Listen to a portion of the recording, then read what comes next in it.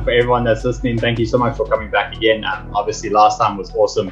A lot of energy came out of that session. So I'm looking forward to keeping the momentum going today. So today, all about confidence, right? What is confidence? How do we get more of it? You know, what are the kind of distinctions we can make around confidence? So everyone's got a kind of different understanding of confidence and a different experience of it. I'd be interested to know what yours is. What do you understand by confidence? Yeah, how's it going? And yeah, welcome to everyone who tuned in again. It's awesome to be recording episode 2. So yeah, I guess this episode from my side, in terms of like understanding the definition of confidence, I think from my side, what it means is being willing to like sort of go out and do things, even if you might fail, and being able to sort of push yourself to do things that maybe nobody had said to you that you can do this. So it's like some sort of inherent like self-belief in going out and doing things and pursuing things in life. That's how I would define it. What about you? Yeah, and I think, you touched on belief, and I think that's really where it all stems from, right? Because the way I understand it is that you experience self-confidence, the emotional state of self-confidence, when you believe and you feel that you're more in control of your environment than the environment is in control of you. So, I battled that definition initially, right? Because it was kind of hard to wrap my head around that concept. But exactly how you said, if you go out and you do something and you fail at it and you learn from that experience and kind of bring it back and reflect on that and tackle it again, just within that, you are putting yourself in that position where you are more in control of the environment, because you are dictating what is failure, what is success. Like, am I failing or am I just learning something? So just by making that mental shift, you're already putting yourself on the front foot, right? You're putting yourself in the driver's seat and being more in control of the environment, because it's not just external, right? It's internal. You have a strong sense of control over your internal environment. I believe that's where confidence comes from. So that's how it feels to me. And I mean, getting into business, for example, I mean, what were kind of the stepping stones for you to build up your confidence to get to where you are now? So I think, like, in terms of stepping stones, I think if I'm being completely honest, like last year when I started this business, like I definitely wasn't 100% confident. Like I definitely thought there'd be a good chance that things could go south and that I would struggle with sales, that kind of thing. I guess in that like particular example, the confidence came from just like diving in and doing it. And then once you're doing it for like a month or two, then you realize, okay, this is not actually so bad. And I can go out and make sales. I can create a product, that kind of thing. So I think there was a bit of a leap there. I didn't have like everything in a row in terms of building up confidence for starting a business. But I guess one of the things that definitely helped was working in a startup the year before and like learning all the lessons from someone else, from an entrepreneur, seeing what they do, what they don't do, learning from clients that you interact with. So a bit of experience and like a bit of skin in the game beforehand. And then that leads into saying like, hey, okay, I think I can replicate this and take over some of these sort of roles, and then just diving in and going from there. And what about your side for you starting a business? Yeah. Well, look, I think that's actually, it's such a similar story. And I think so many people go through that. But just to divert for a second, you touch on experience. And I think that's also the power of surrounding yourself with people that have walked the journey before, right? That have done what you want to do, and kind of modeling it from them, right? Because I mean, it's a typical example. I mean, I remember growing up and there was like this long hill and everyone used to ride down on their skateboards, right? And I was so petrified of doing it until I saw someone that I really respected and admired, and I saw them do it. And I saw that they didn't die or fall off or hurt themselves, and that gave me the confidence to do it too. So I think it applies so much when looking to start a business or making any kind of change. Just surrounding yourself with those kind of people who have walked the road you're looking to walk, and learning from their experiences. Because I think it's kind of training your brain, right, to see that, yes, there might be fear, but there's no danger involved, or very little danger. Often what happens is we mistake fear for danger. We think that the emotional reaction, the fear that we feel, is equivalent to the danger, when it's actually not true, right? The danger is not as big as the fear makes it out to be. And I mean, we're talking about confidence, but I mean, what's the opposite of confidence? It's being fearful. So we have to look at those two, kind of opposite forces there. And for me, getting into it, I had a bit of a different experience. So I'd obviously started, I'd always been keen on entrepreneurship, and then what happened, I don't know if you guys know my story. So I started out, I studied law. I kind of went out of that and I kind of fell into running my own business and, working as a coach, working as a personal trainer. And that kind of just happened. I mean, that was almost kind of just by mistake, right? And because I just got thrown into the deep end, straight away. And luckily, thank God, I had such an amazing mentor, my girlfriend, who helped me through that. That gave me the confidence to go through, right? Because I just, like you said, same as your story, you threw yourself into the deep end, and then kind of just had to find a way of how to swim. And then once you can actually do that, I believe your confidence goes to a new level. And ironically, I had this happen to me twice, right? Because I did that. I went overseas for about a year, came back, and then obviously with this whole Corona thing, in the matter of 2 or 3 days, I was out of a job, didn't have a place to stay. So I was kind of, from the bottom floor again. And getting into this business now and starting up the way I did was just out of necessity. And again, it was just overcoming that fear and, kind of having the belief that this needs to happen. My reasons for doing what I did and for getting into this business were so compelling and high that I had to have the confidence. So I think there's a lot of different ways it can come about. So I don't know if that makes sense, but that's going to be my experience with it. There's a lot of ways that you can build that confidence. Yeah, I really like what you said as well about like seeing somebody do it before you. So seeing that it's possible. So I think from your side, you don't have like parents who are like entrepreneurs. You don't come from you didn't grow up in that sort of environment, did you? Not really. I think, like I always had a really good social support system. And my parents were always fantastic. My dad is, he's a great businessman. But not really that core entrepreneurship as the way you're describing it, really being, and I think not even entrepreneurship, I think just being in an environment where taking a lot of risk wasn't a big thing. And I think that's the major factor, right? Because I mean, I've seen people who don't necessarily come from an entrepreneurship background, but they come from a background where they're very comfortable with uncertainty. They're very comfortable with sitting with risk and managing it. And I think in parts, if you want to get into business, something that took me a very long time to learn and that I'm still learning is sitting with that uncertainty. You have to learn how to deal with that. You have to learn to be confident in amongst that uncertainty. And I think that, for me personally, is a very big chasm to kind of make. But with building your self-confidence, the uncertainty never goes away, as I'm sure you know, right? It's always there. That risk is always there. But sitting with it, accepting it, and just making decisions regardless of it, I think that's how you build that self-confidence muscle up, rep after rep, time after time. Yeah, no, 100%. And it also helps to like do things that you fully believe in, right? So like an example would be like if you own a business and you're trying to sell a product, right? Even if you're a salesman for a small company and you're trying to sell that product, if you don't really like truly believe in that product is going to help your customers' needs or whatever it is, then it's like it's kind of hard to have that confidence in when you're going about your sales and stuff, because you like deep down that you have uncertainty about the product. You're worried that the person's going to come back and complain about it, whatever it is. And I think that's one thing that's helped a bit, is that like I've tried a lot to just do things that I really believe in, and when opportunities come up and I feel like, no, I don't think I can execute this, or I don't think this is something I really care about, I try to stay away from those things, because like you said, like there are ways to build up confidence, like sort of to, I guess, like build it up. But if it's something that you're not really passionate about and that you don't believe in anyway, it's going to be difficult to give off that presence of confidence going into that, don't you think? 100%. I mean, I could not agree more. And I think, unfortunately, there's some times in life where you just have to find a way to create that confidence, but there is nothing more powerful than the confidence that it's already within you, right? That energy and that powerful presence. And like you said, that only comes with having a strong sense of belief, whether it's a belief in your own capabilities or belief in the product you're selling. I mean, I was going to go into law, and I was exceptionally confident in that arena when I was studying, right? I was exceptionally confident. There was no fear or uncertainty. But getting into it in real life and understanding that what I was pushing, whilst might help people, it won't help people as much as I know I can. And that belief, right? That belief that I could be doing more, I could be helping people more, that shut my confidence down completely, right? It drains all of your energy.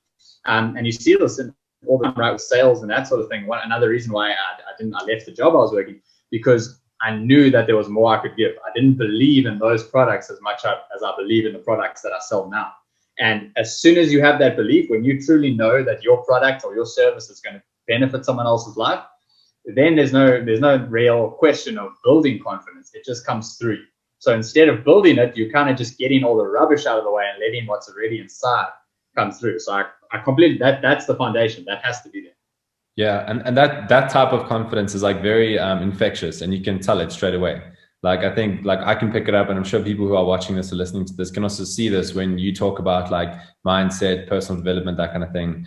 Obviously, because it's something that's like core to who you are, and it's something that's helped you a lot in your life, and you believe that it's going to help other people, and that's like that really comes across. Like, what do you think about also just backing up what you do by just studying a lot? Like I know you've put in hours and hours and hours and hours just to learn from mentors and people in your space who have put out content, like your Tony Robbins, Tim Ferriss, these kind of guys who really go out and study it and share their information. Like you must have put in like, you know, tens of thousands of hours studying all of it. So what do you think about also just backing up whatever you're doing by really knowing what you're doing, either through experience or by learning?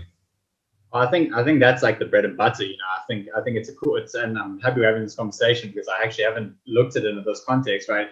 You have that core kind of the passion and that energy, and that's what radiates through, right? And that's the cool thing, is that everyone has that inside of them. And based on what you said now in terms of having your competence, because you also have to know what you're talking about. So I went through the same kind of thing, right? When I originally started, I'd done some research. I was interested in it, right? I was dabbling in it, and I still had that confidence, but I couldn't back that confidence up with competence on top of that. And because of that, sometimes I'd fall short. And the problem with that is that if you do that enough, you almost kind of start building up these experiences where you almost convince yourself that you're not good enough at what you do. You don't know enough, which then breaks your confidence down, right? So I believe both of them. And I've always been a passionate person. I've always been able to activate that energy when it's something I care about. But what I had to learn as well was backing it up with that competence, because competence builds upon confidence. I believe they go hand in hand. And yeah, that's exactly it, man. I mean, thousands of hours of studying the stuff, you know, getting around people who really embody it. And I think once you combine that confidence and competence, it just takes your energy to a whole nother level. Because when you're certain of yourself, and I mean, if we look at the core of it, that's really what confidence is, right? It's just a really strong sense of certainty that whatever I'm doing, whatever I'm dealing with now is right for me and it's right for everyone else. So I believe in putting those two things together. And once you have those two ingredients, that becomes truly infectious and momentous, if that makes sense. Yeah, 100%. It's like when those two things align, that's when like you actually start to make real progress in whatever you're doing. Yes, 100%. And I like that you said that as well, because it's like if you have that conviction, so you started off by saying you have that belief, that like passion that you believe in something, and that gives you like one half of it without the knowledge and experience. But regardless, like when you get into anything for the first time, whether it's business or going to gym or learning some sort of subject or something, like you're gonna fail at it in the beginning, and you're gonna come to terms real quick with how bad you are at it, and the fact that you're just a beginner, right? And that's gonna hit you pretty hard when you get started. And it's like that beginning phase where you learn, like, I'm maybe not naturally talented at this, or this is much harder than I thought, or this is gonna take me years to get good at. That's going to come and punch you in the face and try to eat away at that confidence you started off with. So what would your advice be in terms of just breaking that down, not being overwhelmed by failing at something in the beginning, and just trusting in that sort of intuition that you have to slowly build up the confidence through experience? Oh man, I think that's perfect. I was literally about to bring that up, and I think it's so important, because I think that again comes down to similarly what we were talking about the other week. It's really being able to build mental fitness. And what I mean by that is being able to direct your focus exactly where you want it to go at the right time. And that sounds simple enough, right? If you want to focus on this, I'll focus on this. But we know that in reality, it's very hard to make sure that your focus is in the right place. So the best way to do that, I think, is, and I battle this a lot, is shifting your focus consistently from your end goal and why you are doing this. So you have to have that compelling vision for what you are doing and why you are doing it. For me, I knew very early on, luckily, that this is what I wanted to do. I wanted to help people get more energy by making sure their body and mind are conditioned and are strong and healthy. At the time, I had absolutely no idea how to get there. Absolutely no clue. So when I have these, have this vision and I think about the future and what I could create, that would give me confidence. That would inspire me. But if I got too bogged down in details of exactly how I was going to get there, that is what caused the overwhelm. And when I was overwhelmed, that's when the fear comes in. And again, when there's fear involved, there can't be confidence. You can't be fearful and confident at the same time. It's impossible.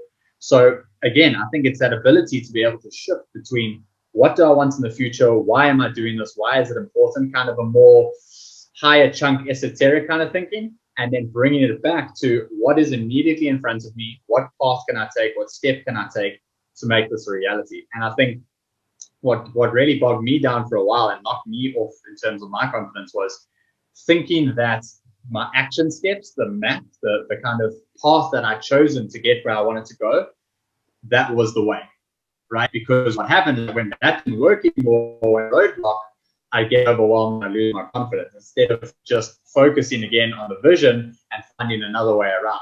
There's a million ways to get to a vision. There's a million ways to achieve the same thing. But if we get bogged down in the small details initially and lose focus of the vision, that's when confidence starts to drop. So I've had that happen to me many a time. Again, it's not something that I just experienced once and then it went away. I still battle with it. I'm just much better at dealing with that now.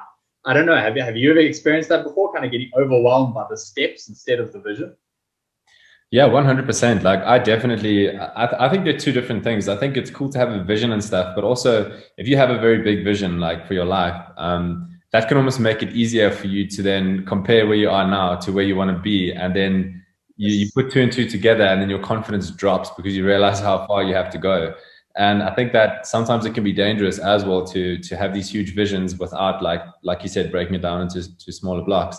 One of the ways that's really helped me is basically just to build confidence through like work ethic.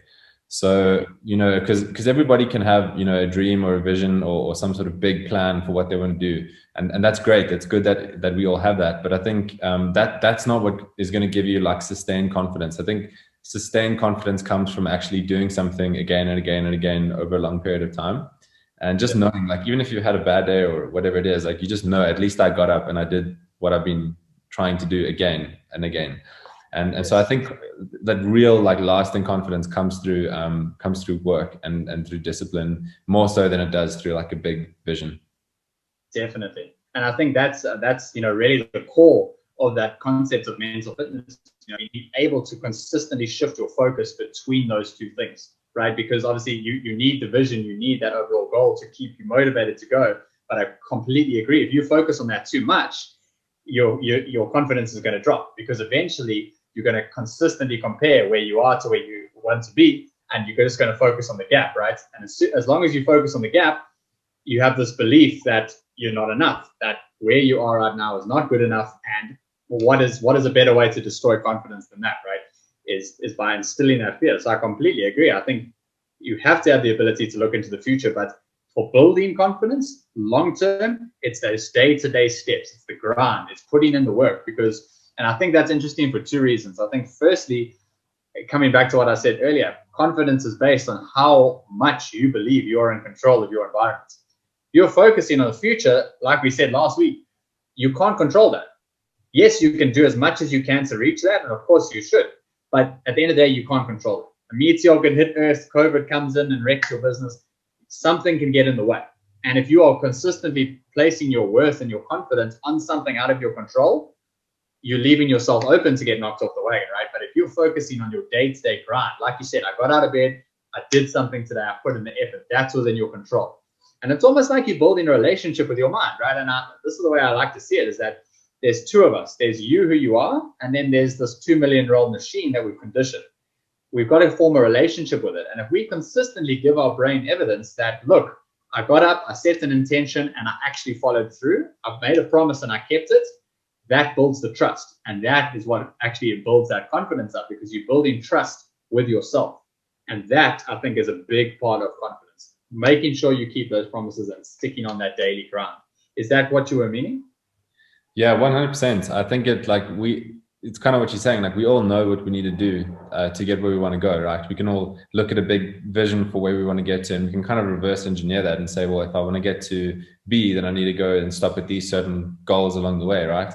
And at the end of the day, that comes down to like a structure for your week and a structure for your day. And I think we all know what that is. Like, whether, whatever you want to get into, what you need to do, whatever you have to study for or work for, whatever it is, like we all know inherently like what we should be doing and what we should be doing. And I think honestly, like, just speaking personally, like confidence just comes from making those small decisions to like do the things that I know I should be doing.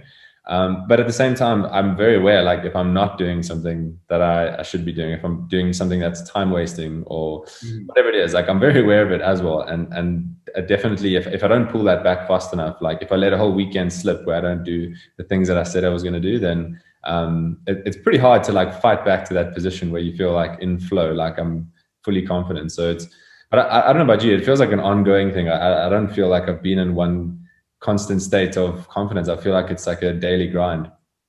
Oh man, and I think, and that is such an important thing, because I think, there's so much content and stuff out there nowadays that looks at confidence as like something tangible, like I have confidence, or he doesn't have confidence, for example. Like it's not. Confidence is like fitness, right? You have to do it on a daily basis if you want to maintain it. No one goes and has a bath one time and then says they're clean for life, right? No, we got to do it on a consistent basis. And confidence is a muscle. If you don't work that muscle, it's going to end up shrinking, right? Whatever we don't use ends up shrinking. And I think another important point here, and we can relate it back to that, right? If I want to grow a muscle, I need to work it. I need to put pressure on it. I need to do the things. I need to lift the weights when I don't feel like doing it. But on the same time, on the same hand, if I overwork that muscle, it's also going to diminish. And what I mean by that is, have a structure, have promises that you want to set and keep to yourself to build that confidence.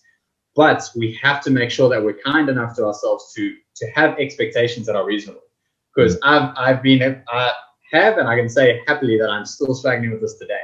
I will always demand way too much of myself. And while that's good to demand a high level of respect and performance, if you do it too much, that is what destroys the confidence. And us as achievers, we don't say, oh, we've expected too much for ourselves. We just say, oh, well, we should have worked harder. We should have done this. We should have done that. But at the end of the day, if you overwhelm yourself, you work that muscle too much, it's going to shrink as well. So I think there's a sweet spot in the middle. I mean, it's not a hectically technical thing, but there is definitely a sweet spot between keeping promises, but also managing your expectations. And I think finding that sweet spot is that ongoing process. And it's tough. It's a work in progress.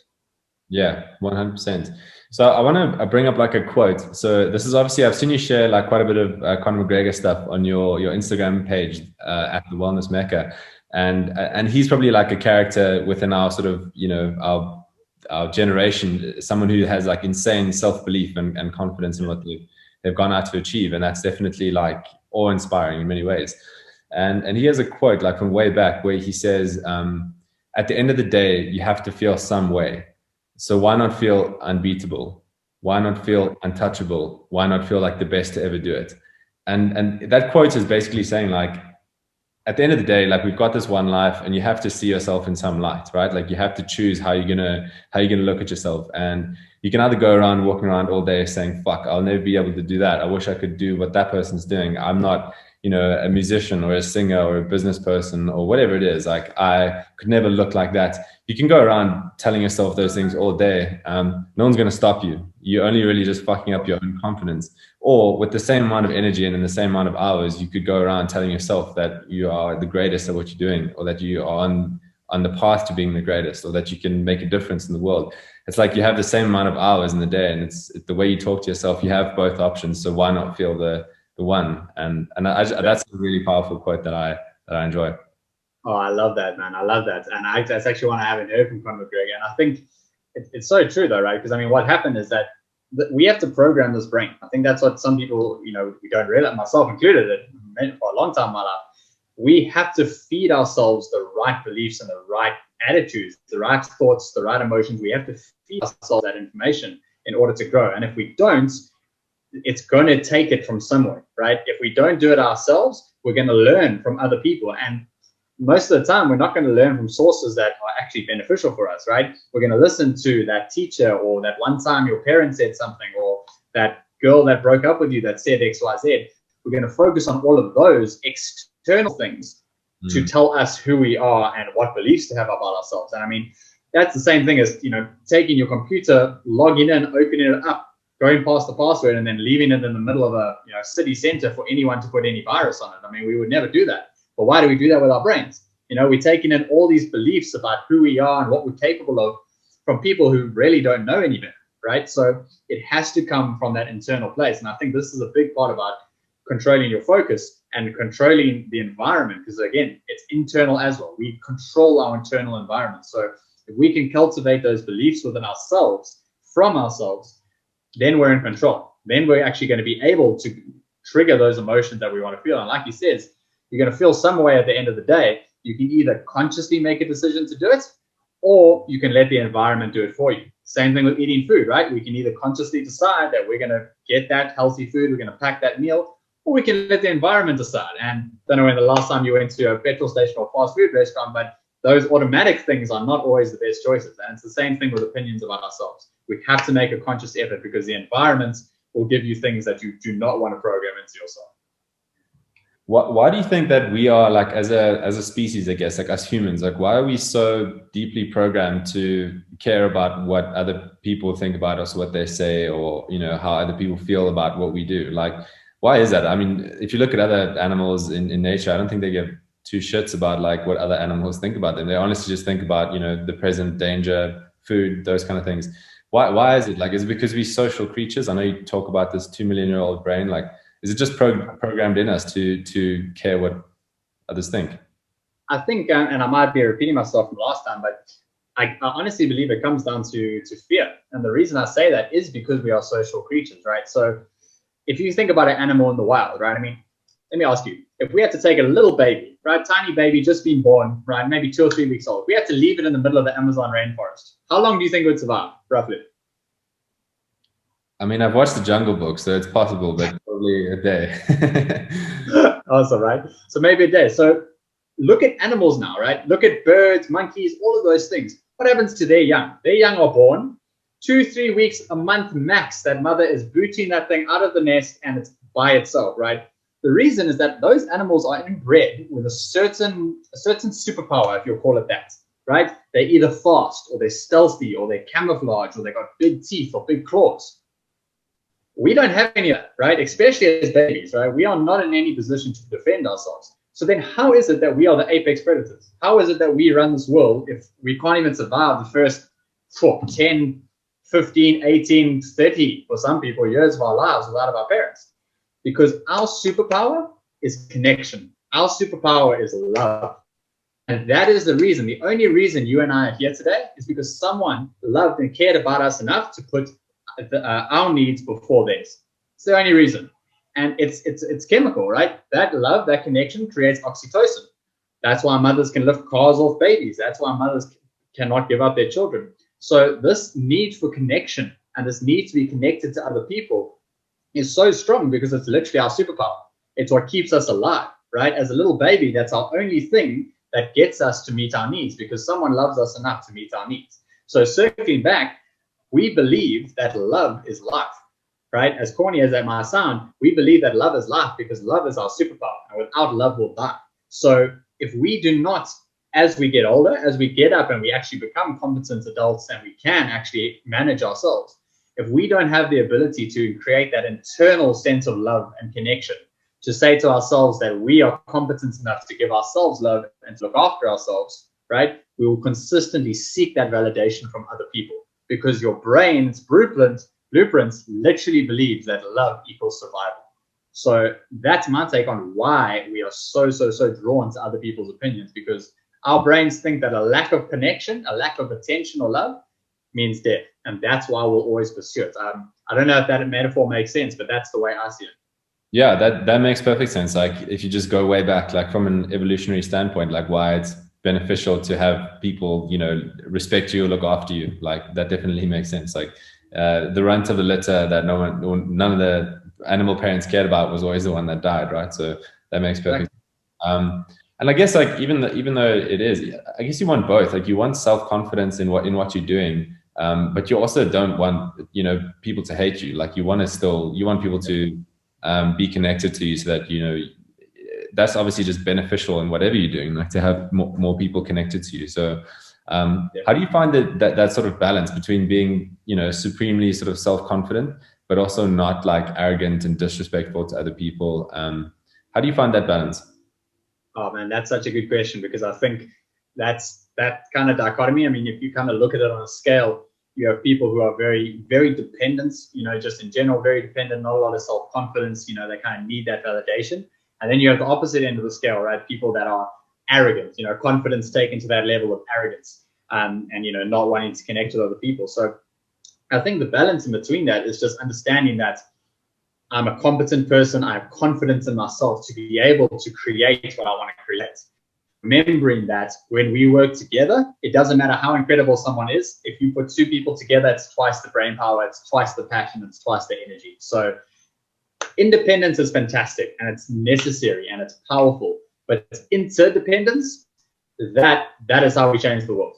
You see all these people, the Elon Musks, the Steve Jobs, all these big names, Nelson Mandela, these guys who have made a big impact on the world. Yes, they're a single person, but none of them got there by themselves. Arnold Schwarzenegger has a really good quote by that. And he said, you can call me successful, you can call me brilliant, but you can never call me a self-made man, because the people around me, the connections I've built, that is what has actually gotten me to where I am today. Because we fuel each other, right? It's fire. We build each other up. My energy infects you, and then it's the cycle that kind of keeps picking up each other up. So to be honest, I think to kind of get to that chasm when you're in that sweet spot between dependence and independence, and right in the middle where you are kind of interdependent with other people, it's just remembering that if you really have a passion for something, you really want to make a difference, you need other people. There's only so much that you can do within yourself without involving the energy of others, if that makes sense. Does that answer your question? I'm like a bit off topic. Yeah, no, it does. And I think, I guess if you break it down, like, the difference might be that, and you might recognize this, like if somebody is confident, like they still allow for greatness in somebody else. Whereas if somebody's arrogant, they usually want to believe like they are the only one who's great and like everyone else is kind of lower than them, right? So I think that could be the difference. Like confidence is just like belief in self, but also being willing to recognize greatness in others. And I think that's maybe like a tell. But yeah, and so like what some of the practical things as well, like let's go into the physical side. So developing like physical fitness, kind of hard to become or to be super confident at work in your business space if your physical health is terrible, and like let's say you're grossly like overweight or underweight, whatever it is, like that definitely has an impact on you. So this is literally what you do like full time. You specialize in this. So talk about like using the physical or using physical fitness to tap into that overall confidence. Well, I think to be honest, for me, that's where it started. I mean, and to kind of tie it in with what you were saying now, that confidence you're speaking about, that arrogance, really, right? Those people who are kind of there, I'm the greatest, I don't want to see anyone else win. That's not real confidence, right? That's insecurity. That's insecurity masked as confidence.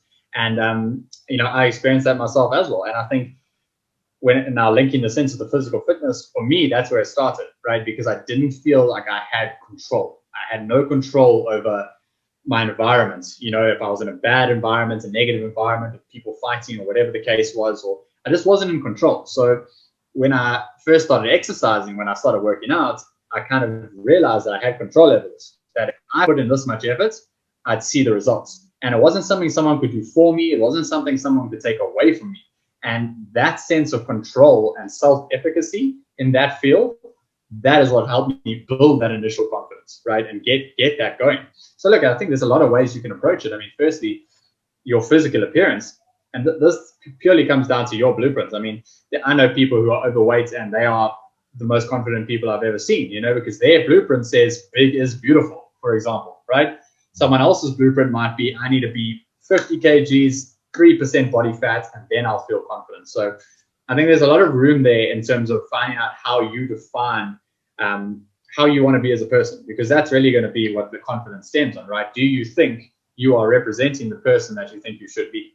So my answer to that would be people who want to, make a physical change. Are you turning into more of the person that you want to become? Not just for the look, not just for the image. Are you willing to put in the work and make the promise to yourself to make this change because you respect yourself? This has nothing to do with being better than other people, nothing to do with that. Are you willing to do the work that is required to show respect to yourself? And once you're able to do that and demonstrate that in your actions, then you build confidence, because that respect with yourself, I believe that's a key component of self-confidence. Does that make sense? Can definitely relate to that as well, just in terms of like, having something to control and being able to create outcome, to create visible results, and then building confidence through that. Like, I remember being in matric, and there would always be like those like few people in the class who would get like all, you know, big and stuff. They would gym a lot. And I always remember thinking like, that's probably impossible. Like I don't see myself ever being able to do that.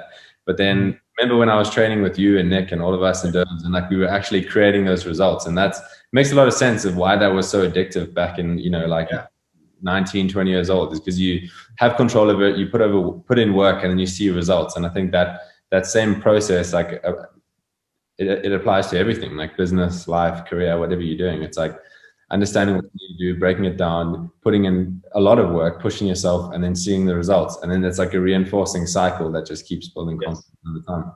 100%. And I think, you know, there's so many people, I mean, and this is always the case, you know, like we were talking about the difference between, you know, arrogance and confidence. There are many people out there who on the surface look confident, you know, because they can speak up, they can speak their mind, they're not shy, they speak loudly. But like we said, there's a very big difference between arrogance and confidence. And arrogance is really just confidence, insecurity, masked as confidence. And I think it comes down again from a lot of these people are coming from an area, coming from places in life where they had no control. You know, they had no control, whether it was physically, emotionally, financially. They had no control in that area. So they didn't have the confidence. So they have to portray this feeling of, you know, let me break everyone up. Because I mean, there's two ways you can have the biggest building in town and feel confident. So either I can build my building really high, or I can knock everyone else's building down so that mine's the highest without building it. So again, I think it's always coming back to this key theme of knowing what you want, putting in the daily work to get there, making those promises to yourself, and that's what builds the confidence. And then you see results, and then it further enforces your confidence, right? And it just kind of keeps on churning over as you go. Yeah. And if we had to go like a little bit more into like the practical side of it, like how do we actually take these ideas and build them into our daily lives? Like I'll go back to what you said in the beginning of you have the internal and the external, right? And the one that really matters at the end of the day is the internal, because if your internal is good, then the external has, you know, little to no effect of the internal. But at the end of the day, we live in a world where the external is loud and it's powerful and it's screaming at you every day. And if you think about it, like if you have some sort of vision or dream or whatever you want to do is different to what was, you know, expected for someone in your circumstances, right? Like let's say your family environment, your school environment, the town that you grew up in. If you want to go out and become, like, look at Arnold Schwarzenegger, for example, like, you know, he wanted to become Mr. Olympia. It wasn't something that was considered normal back from where he was from, Austria, right?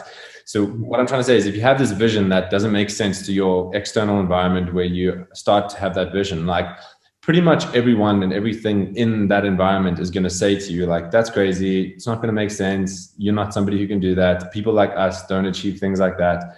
How do you, like, what would your advice be to approaching that? Like, because anybody who goes on that route to then follow their internal and trust in that, almost like the more they listen to the internal, the more the external is going to resist that and try to bring it back into size. So what would your advice be to, like, let's say a younger person who's sort of trying to deal with that internal versus external?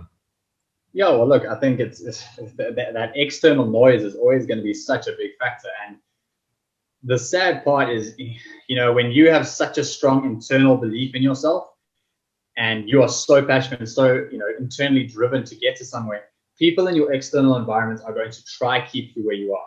Most of the time, it's not intentional, right? The only thing is that those people within themselves, because remember, we're experiencing reality in our head. We don't experience reality, right? We talked about this the other day. You cannot physically focus on everything going around. Like, let's make it really pragmatic. You cannot focus on the chair underneath you. You can't focus on how your shirt feels. It's impossible. You can only focus on such a small little bit of reality, right? So if you've got an internal belief and someone in the external world, right, people's opinions, whatever it may be, they're telling you that that can't work, within their small, tiny little bits of reality that they've taken on, which is very different to yours, it doesn't exist. So my advice would be, and I mean, this is literally how I approached it, almost verbatim, is build sympathy and empathy for those people, you know, because I mean, if they are trying to keep you in the same place, if the external world is trying to keep you in the box that they're in, imagine how much they're battling. Imagine their limitations within themselves. Imagine their beliefs about what they think they can do, right? I mean, if they're taking the time out of the day to put you down and keep you where they are, you know, it's the same thing, right? An oven might be really hot if you're standing outside and you feel the flame, but I guarantee you it's not as hot as what it's like inside here. Same thing with other people, right? You might be feeling that external pressure from them telling you that you can't do what you want to do. I guarantee you whatever's going on outside of them is going on inside of them 10 times more than you could ever imagine. And the way to kind of deal with that is, again, focusing on the internal, focusing on your belief, developing empathy to that person, realizing that they have got their own limitations they're not going to get through, and then taking control. You take control of the environment. You've got to control the internal. Now take control of the external. Give out the most positive energy, the most self-belief orientated energy, because that's going to be infectious, and that's going to hopefully help them break their limited beliefs about that sort of thing. So again, it starts internal, and once you've got yourself motivated, it's your human duty to give that out, to help these people that are suffering in reality with those limiting beliefs some sort of inspiration. Like we were talking about, be around people who have the experience because it motivates you. That's the next stage. Be that person for someone else, because human beings will do 10 times more for other people than we'll do for ourselves every time. Yeah, that's really powerful. And I think, like, if I'm being honest, like, I think what you said there kind of sums up the whole concept of confidence. It's just like taking control, like whatever it is that you're doing. It's like, unless you are taking control of the things that you know you need to do, like there's just no way to muster up confidence. You can't, it's not about affirmations or gym workouts or whatever it is. Like you just, like, you have to know internally that like you are in control of the things that are important, and that like, and that you are in some way like dictating which way things are going to go. And, you know, kind of reframing everything. And again, you know, this is what's so beautiful about it, but also a challenge. These concepts are so simple. They're almost common sense, right? They're so simple, but practicing them and applying them, that is the challenge. You know, I'm not sure about you, but I mean, I've noticed lately, you know, that common sense is not that common, right? So it's practicing these elements, and I completely agree. It's control. And it's even taking things that you don't have control over and reframing it in a way to look at it that you do have control. You failed. All right. Why did you fail? Maybe you weren't in control of that failure, but you're always in control of your reaction and your interpretation of that information, right? You can look at that and you can say, okay, well, I can look at this, that it's a failure and that I suck, or I can look at this as a learning experience. And once you can do that, now you're back in the driver's seat, because now you're in control, right? You can learn from it. You're the dominator. You're the one taking advantage.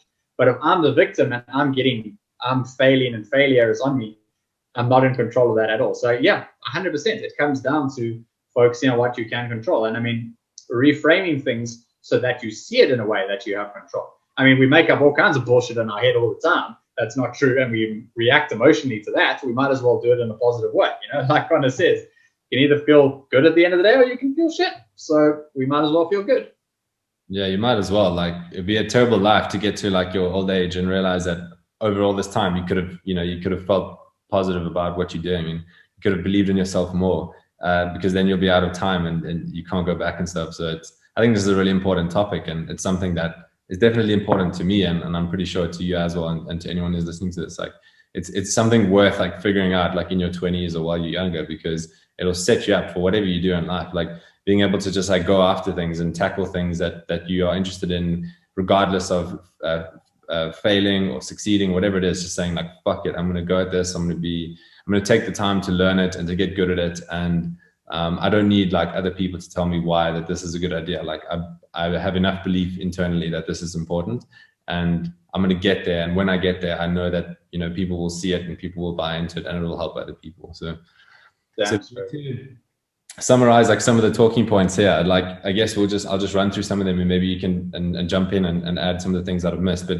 basically, like our definition of confidence is just like insane belief in self and being able to take control over things, right? That's how we define it in the beginning. And I think, you know, focusing on and kind of vetting your beliefs as well. You know, again, focusing on both of those things, the internal belief and what you're in control of, analyzing your beliefs, and, you know, truly having a hard look at your beliefs and saying, what do I truly believe about myself, firstly, and where did I learn that from? Because, you know, all beliefs are just something we learned along the way and felt very strongly about and then kept them. So where did I learn this belief, and was that person or that situation really in a position to teach me that?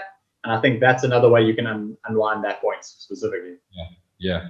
So that would go under the definition. And then if we look at like some of the ways that we chatted about building confidence, it would be basically just finding ways to take control over whatever you're doing, finding ways to explore like why you're doing it. So you have enough conviction in what you're doing. You truly believe that it's good. Like the path you're going in is the right path and it's your path.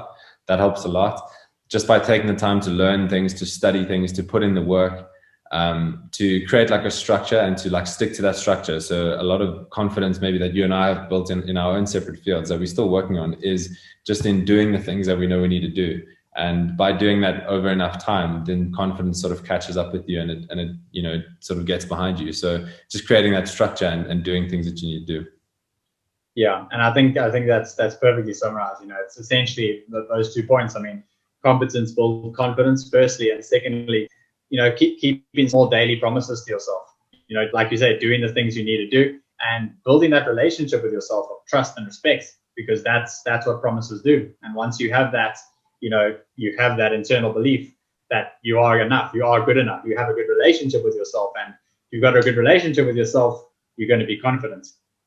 Yeah. And lastly, what about like, you know, just actually trying to actively seek out things that test your confidence. So it's like going into situations where you feel uncomfortable and, you know, you recognize that you're not good at something or you can fail at something, and you have to confront that fear head on. I think going through those kind of situations definitely helps build your confidence. It's kind of easy to go through life in this day and age, like just avoiding things that you don't want to do. You know, like not making phone calls because they're awkward, not letting somebody go because they've been doing badly because you don't want them to not like you, not posting out like videos or conversations like this because, you know, we're worried about what we say or how we look or whatever it is. Like it's kind of easy to go through life and avoid things like that. But I think to actively like go and seek out uncomfortable situations, I think that's probably a very positive way of you know, building confidence. Oh, completely, man. And I think that's such a good point. I'm sorry if you brought that up. I didn't even think about that for this, like exposing yourself to those things. And I think that's, again, it's doing those things, those challenging things. You're giving your brain evidence that fear and danger are not the same thing, right? You're forcing your brain to see that, yes, there may be fear, but there's not danger. And when you confront the apparent danger and it turns out to be a lot less or nothing compared to how you thought it would be, fear drops away. And again, I think probably the first stage to building confidence is getting fear out of the way, because you can do everything that you want to build confidence, but fear and confidence can't exist at the same time. So exposing yourself to things that you consider dangerous or scary, facing them regardless, breaking down that fear, it removes that barrier that lets that confidence come through. And those can be small things, right? That can be like any sort of challenge, like I guess joining a certain type of gym, like, you know, going and joining a boxing gym or doing swimming, just doing like an Ironman marathon, or taking up like public speaking, joining Toastmasters, or starting a podcast, or filming videos for other people, whatever it is. Like these don't have to be massive long-term things, right? These can be small daily things where you know, even like having cold showers, going for a run, whatever it is. Like these are small things where you're uncomfortable, you'll do it anyway, and then your brain sort of calms down and it's like, all right, I'm actually not in control. You're in control. And if you can do that on a daily basis, these small things, I think it's cumulative. Well, I think, you know, that's you know, such a strong form of, you know, mental training, because like you said, you train in your brain to say, listen, when I tell you to jump, you ask me how high. You don't negotiate with me and ask me if this or what if this or but that. And doing that, you're cutting off that automatic reaction to want to stay in your comfort zone, because that's what the brain is going to do every single time. You know, why? We're alive, we're satisfied, we're happy-ish, right? Happy-ish being the key word. Why would we want to go and now pursue something else? So silencing that voice in your head by taking action regardless of it, again, you're breaking down that fear. You're getting in more control. And then you're showing your brain that, listen, I'm in control. You're not in control. So, and again, where does that come back to? Being in control and feeling the confidence, even within your own brain. So I completely agree. Even small things, like you said, small things. I mean, I used to have a fear of, you know, selling, right? I wasn't confident in sales at all. Really was passionate, knew what I was going to do, but I had so much fear behind it, right?